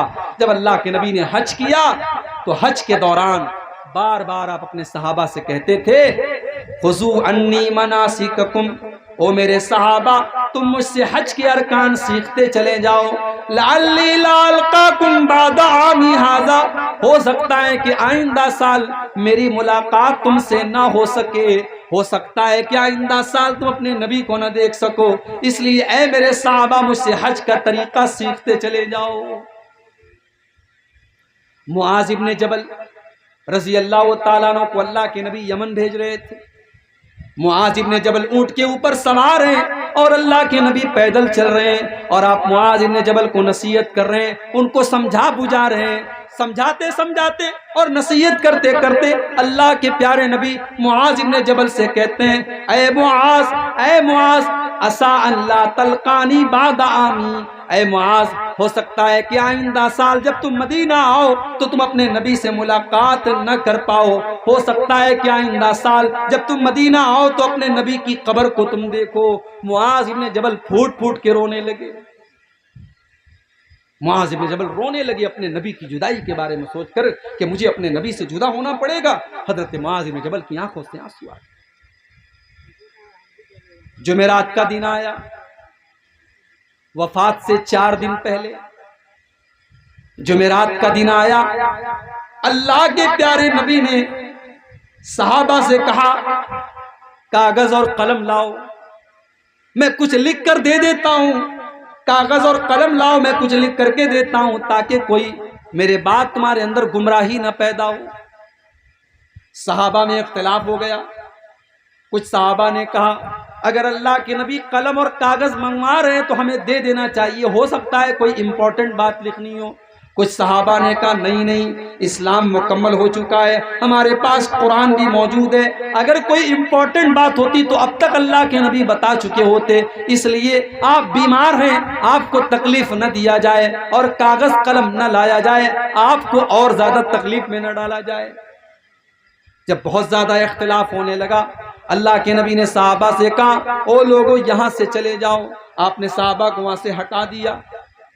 آخری نماز جو اللہ کے نبی نے پڑھائی ہے، آخری نماز آپ نے مغرب کی پڑھائی ہے۔ عشاء کی نماز کا ٹائم آیا، حضرت بلال نے اذان دے دی۔ اذان دینے کے بعد آئے اور کہنے لگے اے اللہ کے نبی نماز کا ٹائم ہو چکا ہے، چل کر کے نماز پڑھائیے۔ اللہ کے نبی بہت کمزوری محسوس کر رہے تھے۔ آپ نے کہا اے بلال، میں جب تک غسل نہیں کر لوں گا، میں نہا نہیں لوں گا، میں نہیں آ سکتا، کمزوری ہے میرے اندر۔ آپ نے پانی منگایا، ایک ٹب کے اندر پانی لایا گیا، اللہ کے نبی نے غسل کیا، اور غسل کرنے کے بعد آپ جب اٹھ کر کے کھڑے ہونے لگے، حدیث کے الفاظ ہیں آپ بے ہوش ہو کر کے گر پڑے۔ ہوش آیا تو پہلا سوال یہ کیا اصل الناس، کیا لوگوں نے نماز پڑھ لی ہے؟ نہیں ہے اللہ کے نبی، ابھی کسی نے نماز نہیں پڑھی ہے، لوگ آپ کا انتظار کر رہے ہیں، لوگ انتظار میں کہ آپ آئیں تو نماز پڑھی جائے۔ آپ نے پھر سے غسل کیا، تین مرتبہ آپ نے غسل کیا، لیکن تینوں مرتبہ آپ کو چکر آ گیا اور بے ہوش ہو کر کے آپ گر پڑے۔ جب آپ نے دیکھ لیا میرے اندر مسجد میں جانے کی طاقت نہیں ہے، میرے اندر نماز پڑھانے کی طاقت نہیں ہے، آپ نے فرمایا او لوگو جاؤ ابو بکر سے کہو، ابو بکر سے کہو وہ میری جگہ نماز پڑھائے۔ اما عائشہ کہتی ہیں میں ڈر گئی، میں سوچنے لگی اگر اللہ کے نبی کی جگہ میرے باپ مصلی پر کھڑے ہوں گے اور اللہ کے نبی کو کچھ ہو گیا تو ہو سکتا ہے کہ لوگ میرے باپ پر انگلی اٹھائیں کہ اس نے نبی کی زندگی میں، نبی کے موجودگی میں نماز پڑھائی تھی۔ تو میں نے بہانہ کرنے کی کوشش کی، میں نے کہا اے اللہ کے نبی میرے باپ سے نماز نہ پڑھوائیے، میرے والد بڑے کمزور دل کے ہیں، میرے والد ہو سکتا ہے کہ نماز میں رو پڑے اور الفاظ ان کی زبان سے نہ نکلیں، اے اللہ کے نبی کسی اور کو امام بنا دیجئے۔ اللہ کے پیارے نبی نے فرمایا اے عائشہ یا باللہ والمومنون الا ابا بکر، اللہ تعالیٰ کو اور ایمان والوں کو ابو بکر کے علاوہ کوئی منظور ہی نہیں ہے، نماز اگر پڑھائیں گے تو ابو بکر پڑھائیں گے۔ اللہ کے نبی کی زندگی میں 17 ٹائم کی نمازیں حضرت ابو بکر صدیق نے پڑھائی۔ جمعرات کے دن عشاء کی نماز سے لے کر کے فجر کی، سوموار کے دن فجر کی نماز تک 17 ٹائم کی نمازیں حضرت ابو بکر صدیق نے اللہ کے پیارے نبی کی زندگی میں پڑھائی ہے۔ میرے پیارے سے جمعہ کا دن آیا، اللہ کے نبی کمزور ہے، مسجد میں آنے کی طاقت نہیں ہے۔ سنیچر کا دن آیا، اللہ کے نبی نے اما عائشہ سے کہا ہے عائشہ میرے پاس ایک سونے کی ڈلی تھی، ذرا دیکھو کیا وہ سونے کی ڈلی میرے پاس ہے۔ اما عائشہ نے تلاش کیا تو سونے کی ڈلی مل گئی۔ اللہ کے نبی نے کہا اے عائشہ میں اپنے رب سے اس حال میں نہیں ملنا چاہتا کہ میرے گھر میں سونا رکھا ہو، جاؤ اس سونے کو اللہ کی راہ میں خرچ کر دو، اس سونے کو غریبوں کو دے دو، فقیروں کو دے دو۔ حضرت عائشہ نے اس سونے کی ڈلی کو اللہ کی راہ میں صدقہ کر دیا۔ کمزور ہیں آپ، مرض الموت میں ہیں آپ، مگر فکر ہے کہ میرے گھر میں سونا چاندی نہیں ہونا چاہیے۔ سلام اس پر جو امت کے لیے راتوں کو روتا تھا، سلام اس پر جو فرش خاک پر جاڑے میں سوتا تھا، سلام اس پر کہ ٹوٹا بوریا جس کا بچھونا تھا، سلام اس پر کہ جس کے گھر میں چاندی تھی نہ سونا تھا۔ او لوگو، او نبی سے محبت کا دم بھرنے والوں، او نبی کو چاہنے والوں، تم تو دنیا کی دولت کے پیچھے بھاگے چلے جا رہے ہو، تمہارے نبی نے تو دنیا کی دولت سے اپنا کوئی تعلق نہیں جوڑا، تمہارے نبی نے اپنے آخری ٹائم میں اپنے گھر میں رکھے ہوئے سونے کو اللہ کی راہ میں صدقہ کر دیا، اور جب تک وہ سونا صدقہ نہیں کر دیا تب تک اللہ کے نبی کو چین نہیں ملا۔ اسی بیماری کے عالم میں جب آپ محسوس کر رہے تھے میرا آخری ٹائم ہے، بار بار چادر کو اوڑھ رہے تھے، پھینک رہے تھے، اوڑھ رہے تھے، پھینک رہے تھے، اسی بے قراری کے عالم میں، اسی بے چینی کے عالم میں آپ نے فرمایا لعن اللہ الیہود والنصارى اتخذوا قبور انبیائہم مساجد، اللہ کی لعنت ہو یہودیوں کے اوپر اور اللہ کی لعنت ہو عیسائیوں کے اوپر، انہوں نے اپنے نبیوں کی قبروں پر مسجد بنا لی، انہوں نے مسجد پر قبر بنا لی۔ نہ قبر پر مسجد بنانا جائز ہے، نہ مسجد پر قبر بنانا جائز ہے۔ اسلام کے اندر قبر اور مسجد کو الگ الگ رکھا گیا ہے، نہ تو آپ مسجد کے اوپر قبر بنا سکتے ہیں، نہ قبر کے اوپر مسجد بنا سکتے ہیں۔ چونکہ اللہ کے نبی کو احساس تھا کہ میرا انتقال ہونے والا ہے، میرا آخری ٹائم ہے، ہو سکتا ہے میری قبر کے اوپر بھی لوگ اس طریقے کا کام کرنے کی کوشش کرے، اس لیے اللہ کے نبی نے اپنی امت کو خبردار کیا کہ لعنت ہے اللہ کی یہود و نصارہ کے اوپر، انہوں نے اپنے نبیوں کی قبروں کو مسجد بنا لیا۔ لیکن میرے بھائیوں، یہ امت اتنی بدنصیب ہے کہ اپنے نبی کی آخری وصیت کو بھول گئی، اور آج بھارت کا کوئی شہر ایسا نہیں ہے اور بھارت کا کوئی ایسا اسٹیٹ نہیں ہے جہاں کسی اللہ کے نیک بندے کی قبر پر آج سجدہ نہ ہو رہا ہو، وہاں سر نہ جھکایا جا رہا ہو۔ کتنے ایسے درگاہ اور قبر ہے جہاں لال کالے پیلے دھاگے باندھے جاتے ہیں، سر جھکائے جاتے ہیں، عورتیں وہاں جاتی ہیں، بے پردگی ہوتی ہے، بے حیائی ہوتی ہے، شرک ہوتا ہے، بدعت ہوتی ہے۔ میرے پیارے ساتھیوں، اس امت نے اپنے نبی کی آخری وصیت کا خیال کیا۔ اور آگے بڑھیے، اتوار کا دن آیا، انتقال سے ایک دن پہلے، آج بھی اللہ کے نبی کی طبیعت بہت خراب ہے، کمزوری سے آپ اٹھ بھی نہیں پا رہے، مسجد میں جا نہیں پا رہے، اپنے بستر پر لیٹے ہوئے ہیں آپ کی زبان، آپ کے ہونٹ ہلنے کی، ایسا لگا کہ آپ کے ہونٹ ہل رہے ہیں، آپ کی زبان چل رہی ہے۔ ام حبیبہ کہتی ہے میں نے کان لگا کر کے سنا کہ دیکھوں اللہ کے نبی کیا کہہ رہے ہیں، آخری ٹائم ہے اللہ کے نبی کیا فرما رہے ہیں۔ کہتی ہیں جب میں نے کان لگا کے سنا تو اللہ کے نبی کہہ رہے تھے الصلاۃ الصلاۃ وما ملکت ایمانکم، او لوگو تم نماز کی پابندی کرو، او لوگو تم نماز کا خیال کرو، او لوگو تم نماز کو برباد نہ کرو۔ آخری ٹائم میں اللہ کے نبی کو نماز کی فکر۔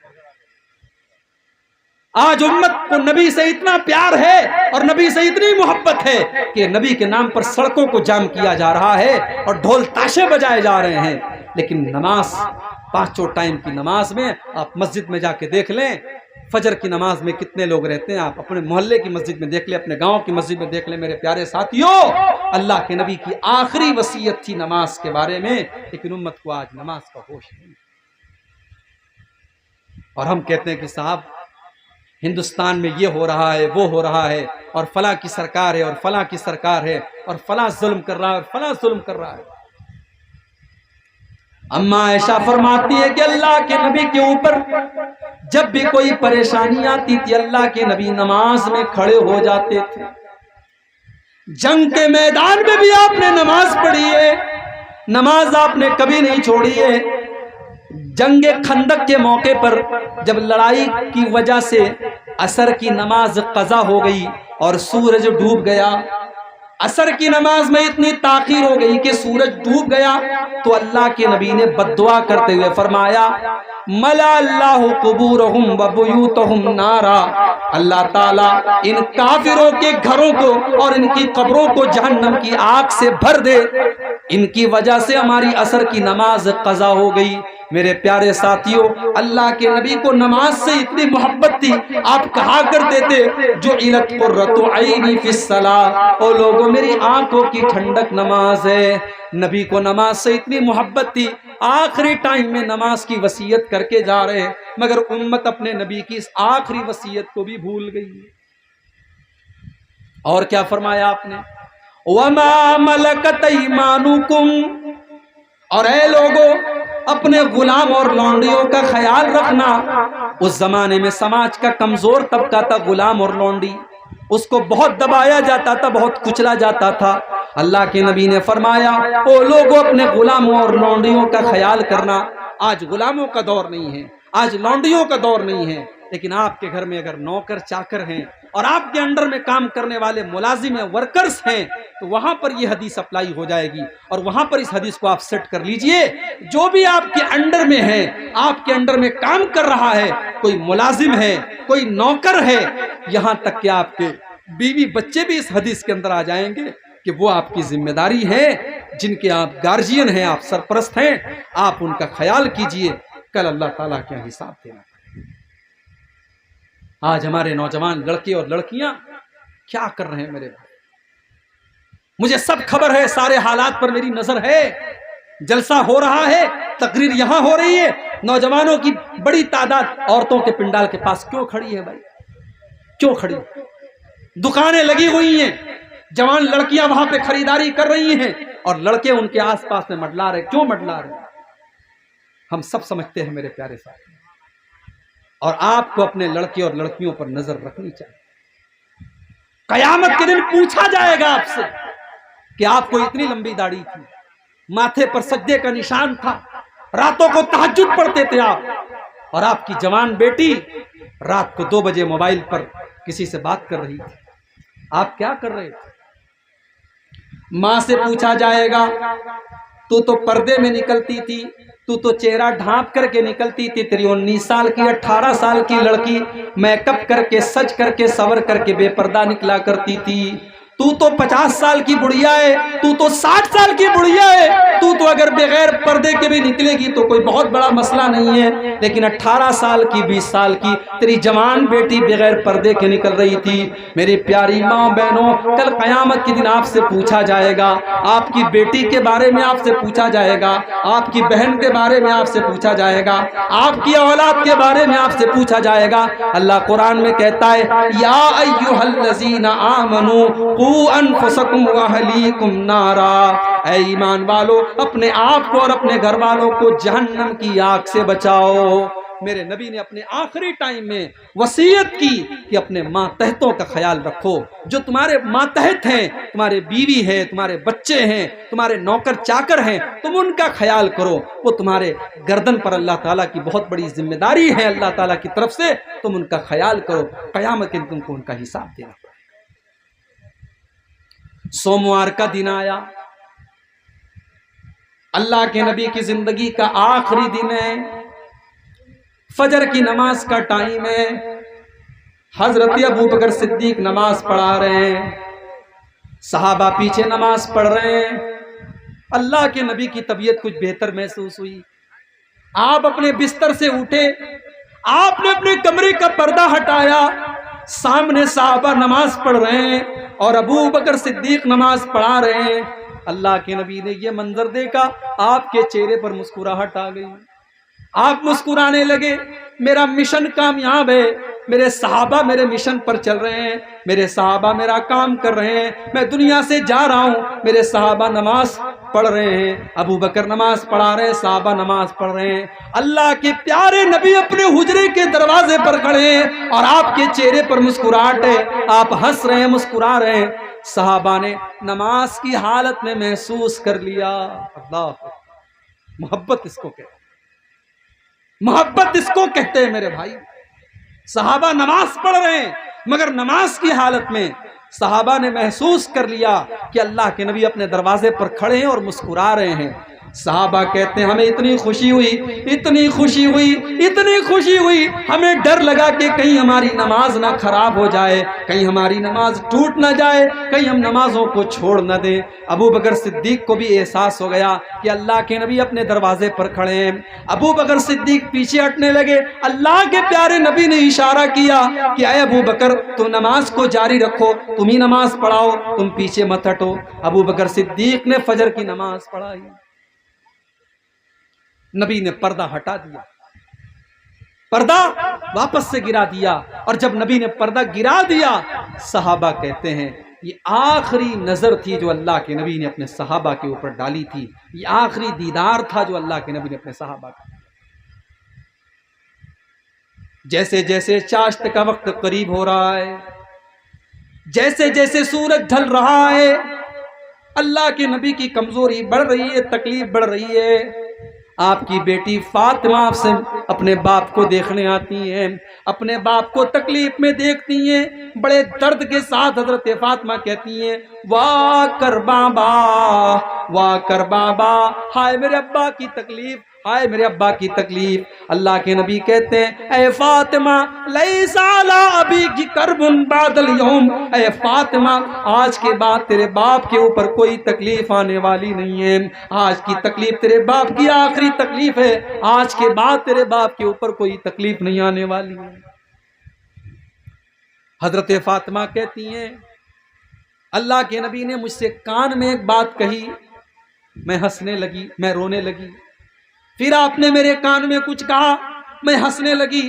اما عائشہ نے پوچھا کہ اے فاطمہ تیرے کان میں کیا کہا تھا اللہ کے نبی نے ایسا کہ پہلے تو رونے لگی پھر ہنسنے لگی؟ حضرت فاطمہ نے کہا میں نہیں بتا سکتی، یہ میرے باپ کا راز ہے۔ جب اللہ کے نبی کا انتقال ہو گیا اور آپ دنیا سے چلے گئے تو حضرت عائشہ نے پوچھا کہ بیٹی اب تو اللہ کے نبی کا انتقال ہو چکا ہے، اب تو بتا دے تیرے کان میں اللہ کے نبی نے کیا کہا تھا؟ حضرت فاطمہ نے کہا اے امی جان اللہ کے نبی نے میرے کان میں یہ کہا تھا کہ اے فاطمہ جبریل امین ہر سال میرے پاس رمضان میں آتے ہیں اور مجھے ایک مرتبہ پورے قرآن کا دور کراتے ہیں، لیکن اس سال جب رمضان کا مہینہ آیا تو جبریل 2 مرتبہ میرے پاس آئے اور 2 مرتبہ انہوں نے قرآن کا دور کرایا۔ اے فاطمہ مجھے ایسا لگ رہا ہے کہ میری موت کا ٹائم آ چکا ہے، میرا آخری ٹائم آ چکا ہے۔ یہ سن کر کے میں رونے لگی۔ پھر میرے باپ نے میرے کان میں کہا کہ اے فاطمہ میرے گھر والوں میں، میرے اہل بیت میں سب سے پہلے مجھ سے ملاقات تم ہی کرو گی، اور اے فاطمہ کیا تم اس پر خوش نہیں ہو کہ تمام جنتی عورتوں کی سردار تم کو بنا دیا جائے؟ جب یہ سنا تو میں ہنسنے لگی، میں خوش ہو گئی۔ میرے پیارے ساتھیوں جیسے جیسے چاشت کا ٹائم قریب آ رہا ہے اللہ کے نبی کی کمزوری بڑھتی چلی جا رہی ہے۔ حضرت عائشہ کہتی ہے کہ اللہ تعالیٰ کی یہ توفیق بھی تھی کہ آخری ٹائم میں میرا لعاب دہن اللہ کے نبی کے لعاب دہن کے ساتھ مل گیا، میرا تھوک اللہ کے نبی کے تھوک کے ساتھ مل گیا۔ اما عائشہ فرماتی ہیں جب اللہ کے نبی کی وفات کا دن تھا، سوموار کا دن تھا، آخری دن تھا، میرے بھائی عبد الرحمن آتے ہیں، وہ مسواک کر رہے تھے، وہ مسواک کر رہے تھے۔ اللہ کے نبی نے مسواک کو دیکھا، آپ نے ارادہ ظاہر کیا کہ عائشہ میں بھی مسواک کرنا چاہتا ہوں۔ اما عائشہ فرماتی ہیں میں نے اپنے بھائی سے مسواک کو لیا اور اپنے دانتوں سے میں نے مسواک کو نرم کیا، اپنے دانتوں سے میں نے مسواک کو نرم کیا، اور پھر میں نے وہ مسواک اللہ کے نبی کے ہاتھ میں دے دی، اور اللہ کے نبی نے اتنے اچھے طریقے سے مسواک کی جیسے صحت اور تندرستی کی حالت میں آپ کیا کرتے تھے، اسی طریقے سے آپ نے مسواک کی۔ اس سے علماء نے ایک مسئلہ نکالا ہے کہ اگر انسان کو یہ احساس ہو کہ میرا آخری ٹائم ہے تو آخری ٹائم مسواک کرنا چاہیے تاکہ اللہ کے پاس صاف منہ لے کر کے انسان جائے۔ آخری ٹائم میں مسواک کرنا بھی اللہ کے نبی کی ایک سنت ہے۔ مسواک کیا آپ نے۔ اما عائشہ فرماتی ہیں کہ میرا لعاب دہن اللہ کے نبی کے لعاب دہن کے ساتھ مل گیا، اور جب اللہ کے نبی دنیا سے گئے تو میری گود میں سر رکھے ہوئے تھے، میرے پہلو پر آپ سر رکھے ہوئے تھے، میری گود میں آپ لیٹے ہوئے تھے، اور اسی حالت میں اللہ کے نبی کا انتقال ہوا تھا۔ تھوڑی دیر کے بعد حضرت عائشہ کہتی ہیں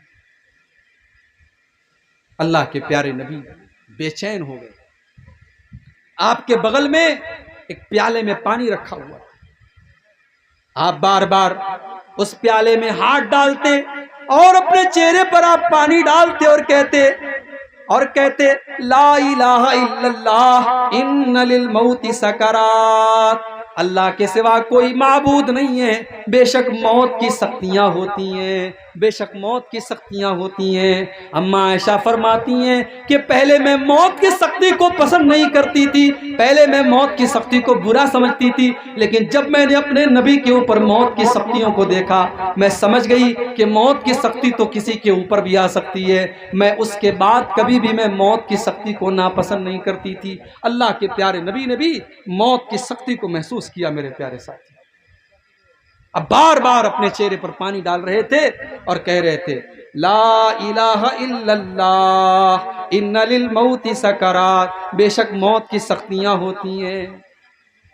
پھر آپ نے آسمان کی طرف اپنے دونوں ہاتھ اٹھائے اور آپ نے فرمایا مع الذین انعمت علیہم من النبیین والصدیقین والشہداء والصالحین، اے اللہ تو مجھے ان لوگوں کے ساتھ شامل فرما دے جن پر تو نے انعام کیا ہے، تو مجھے اپنے نبیوں کے ساتھ شامل کر دے، اپنے صدیقین بندوں کے ساتھ شامل کر دے، اپنے شہداء کے ساتھ شامل کر دے، اپنے صالحین کے ساتھ تو مجھے شامل کر دے۔ اتنا کہا اللہ کے نبی نے، اور اس کے بعد آپ کی زبان پر یہ الفاظ تھے اللہم الحقنی بالرفیق الاعلی، اللہم الحقنی بالرفیق الاعلی، اللہم الحقنی بالرفیق الاعلی، اے اللہ تو مجھے اپنے رفیق اعلیٰ کے پاس بلا لے، اے اللہ تو اپنے نیک بندوں کے ساتھ مجھے شامل فرما دے۔ یہ کہتے ہوئے اللہ کے نبی کے ہاتھ دھیرے دھیرے نیچے آتے چلے گئے اور آپ کے بدن سے آپ کی روح نکل گئی۔ انا للہ و انا الیہ راجعون۔ یہ سوموار کا دن تھا، یہ 12 ربیع الاول کی تاریخ تھی۔ امت کی تاریخ میں اس سے زیادہ غم کا کوئی دن نہیں تھا، اس سے زیادہ افسوس کا کوئی دن نہیں۔ حضرت فاطمہ اپنے باپ کی موت کا یہ منظر اپنی آنکھوں سے دیکھ رہی ہیں اور کہتی ہیں یا ابتا من جنت الفردوس مأواہ اجاب ربا دعا الى جبریل ننعا، اے میرے ابا جان آپ نے اپنے رب کی دعوت کو قبول کر لیا، آپ اپنے رب کے پاس چلے گئے، آپ کا ٹھکانہ تو جنت الفردوس ہے، اور ہم جبریل امین کو آپ کی موت کی خبر دے رہے ہیں۔ ہم جبریل کو بتا رہے ہیں کہ اے جبریل اب تمہارا دنیا میں آنا بند ہو گیا، اب تم کس کے پاس آؤ گے، اب تو اللہ کے نبی دنیا سے جا چکے ہیں، اے جبریل ہم تم کو اللہ کے نبی کی موت کی خبر دے رہے ہیں۔ اللہ کے نبی کی وفات کی خبر صحابہ کے لیے برداشت کے باہر تھی میرے پیارے صاحب، صحابہ کے لیے برداشت کے باہر تھی۔ حضرت انس کہتے ہیں جس دن اللہ کے پیارے نبی مدینہ آئے اضاء منہا کل شیء، مدینہ کی ہر چیز روشن ہو گئی، اور جس دن اللہ کے نبی دنیا سے تشریف لے گئے، آپ کا انتقال ہوا، اس دن مدینہ کی ہر چیز اندھیری ہو گئی، ہر چیز تاریک ہو گئی، ہر چیز کالی پڑ گئی۔ اسی وفات کے موقع پر جب اللہ کے نبی کی وفات ہوئی، حضرت عمر فاروق نے کہا کہ یہ غلط بات ہے، اللہ کے نبی کی وفات نہیں ہوئی ہے۔ حضرت عمر نے کہا اللہ کے نبی تو واپس آئیں گے اور ان لوگوں کے ہاتھ اور پیر کاٹ ڈالیں گے جو یہ کہتے ہیں کہ اللہ کے نبی کو موت آ گئی، آپ کی وفات ہو چکی ہے۔ یعنی حضرت عمر کا دماغ یہ ماننے کو تیار ہی نہیں ہے کہ اللہ کے نبی کو موت آ سکتی ہے، آپ کی وفات ہو سکتی ہے۔ مگر اس موقع پر اگر کسی نے بہادری کا ثبوت دیا، ہمت کا ثبوت دیا، جرأت کا ثبوت دیا، تو ابو بکر صدیق رضی اللہ تعالیٰ عنہ۔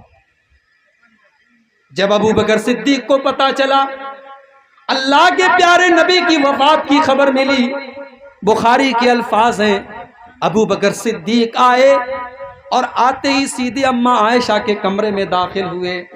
اللہ کے نبی کی وفات ہو چکی ہے، آپ کی ڈیڈ باڈی موجود ہے، آپ کے بستر پر آپ کو لٹایا گیا ہے۔ حضرت ابو بکر نے اللہ کے نبی کی پیشانی کو چوما، آپ کے ماتھے کو چوما اور روتے ہوئے کہا بے ابی انت و امی، میرے ماں باپ آپ کے اوپر قربان ہو جائیں، لن یجمع اللہ علیک موتتین ابدا، اے اللہ کے نبی اللہ تعالیٰ آپ کو 2 موت نہیں دے گا، ایک موت سب کو آتی ہے وہ آپ کو آ چکی ہے، اب دوسری کوئی موت آپ کو آنے والی نہیں ہے۔ اس کے بعد حضرت ابو بکر صدیق مسجد میں آئے مسجد میں صحابہ کا مجمع لگا ہوا، عمر فاروق بڑے غصے میں کھڑے ہیں، حضرت ابوبکر صدیق نے کہا بیٹھ جاؤ، لیکن حضرت عمر بیٹھنے کے لیے بھی تیار تھے۔ اس کے بعد حضرت ابوبکر صدیق منبر کے قریب آتے اور خطبہ دیتے اور اللہ کی حمد و ثنا بیان کرنے کے بعد سورہ آل عمران کی آیت نمبر 144 کی تلاوت کرتے ہیں، وَمَا مُحَمَّدٌ إِلَّا رَسُولٌ قد خلت من قبلہ الرسل، ارے محمد تو ایک رسول ہے، آپ سے پہلے بھی دنیا میں رسول آئے ہیں، افَإِن مَاتَ أَوْ قُتِلَ، اگر آپ کو موت آ جائے یا آپ قتل کر دیے جائیں، انقلبتم علی اعقابکم، تو کیا تم اپنی ایڑیوں کے بل پلٹ جاؤ گے، وَمَن ينقلب علی عقبیہ، اور جو اپنی ایڑیوں کے بل پلٹ جائے، فلن یضر اللہ شیئا، وہ اللہ کا کچھ بھی نہیں بگاڑ سکتا۔ جب یہ آیت پڑھی حضرت ابوبکر صدیق نے، صحابہ کہتے ہیں یہ آیت تو پہلے سے قرآن میں موجود تھی اور پہلے بھی ہم اس آیت کو پڑھتے تھے، مگر آج ایسا لگا جیسے یہ آیت آج ہی نازل ہوئی ہے اور پہلی مرتبہ ہم ابوبکر صدیق کے منہ سے اس آیت کو سنے۔ اس کے بعد حضرت ابوبکر صدیق نے بڑی تاریخی بات کہی تھی، وہ بات سونے کے حروف سے لکھے جانے کے قابل ہے۔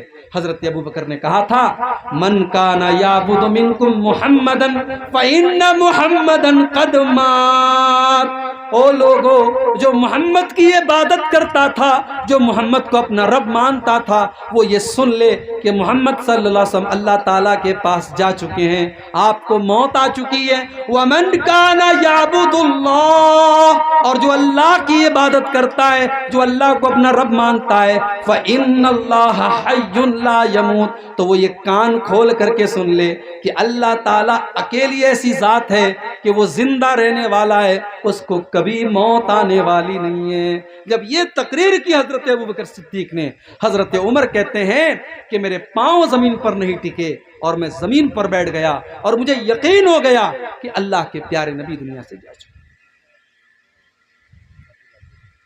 سوموار کے دن آپ کا انتقال ہے اور بدھ کے دن آپ کو دفن کیا گیا۔ آپ کو جب غسل دیا جانے لگا، حضرت علی بھی تھے غسل دینے والوں میں، اسامہ بن زید بھی تھے غسل دینے والوں میں، آپ کے اہل بیت اور آپ کے گھر کے ہی لوگ آپ کو غسل دے رہے تھے، لیکن صحابہ کنفیوز تھے کہ آپ کو کیسے غسل دیں، آپ کے بدن سے کپڑا اتارے تو کیسے اتارے۔ آسمان سے آواز آئی کہ اپنے نبی کے بدن سے کپڑے مت اتارو، اسی حالت میں آپ کے اوپر پانی ڈالو۔ چنانچہ کپڑوں سمیت آپ کو غسل دیا گیا اور 3 سوتی چادروں میں آپ کو کفنایا گیا۔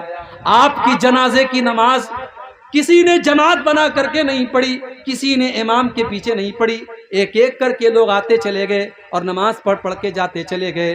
پہلے مردوں نے نماز پڑھی، اس کے بعد عورتوں نے نماز پڑھی، اس کے بعد بچوں نے نماز پڑھی۔ آپ کی جنازے کی نماز جماعت کے ساتھ نہیں پڑھی گئی۔ آپ کے دفن کرنے کا جب مسئلہ آیا، اس میں بھی اختلاف ہوا کہ کہاں آپ کو دفن کیا جائے۔ حضرت عائشہ نے اللہ کے نبی کی حدیث پڑھ کے سنا دی کہ نبی کا جہاں انتقال ہوتا ہے نبی کو وہیں دفنایا جاتا ہے۔ چنانچہ اللہ کے نبی کی قبر آپ کے اسی حجرے میں بنائی گئی اور آپ کے حجرے میں آپ کو دفن کیا گیا۔ وہ لوگوں، نبی کی پیدائش کا جشن منانے والوں، نبی کی وفات کا تذکرہ بھی کبھی یاد کر لیا کرو۔ اسی ربیع الاول کے مہینے کی 12 تاریخ کو اللہ کے نبی کی وفات کا یہ دردناک واقعہ بھی پیش آیا۔ میرے پیارے ساتھیوں، نبی کی وفات میں بھی ہمارے لیے عبرت کے بہت سارے پہلو ہیں۔ آج محبت رسول اس لفظ کو ہم نے بدنام کر دیا۔ محبت تو بڑا پاکیزہ لفظ ہے میرے بھائی، محبت کے لفظ کی قدر کرو، نبی سے سچی محبت کرو، اور جس کو نبی سے سچی محبت ہوگی وہ نبی کی سنتوں سے محبت کرے گا، نبی کے طریقے سے محبت کرے گا، وہ دین میں نیا کام نہیں نکالے گا، وہ بدعت نہیں نکالے گا۔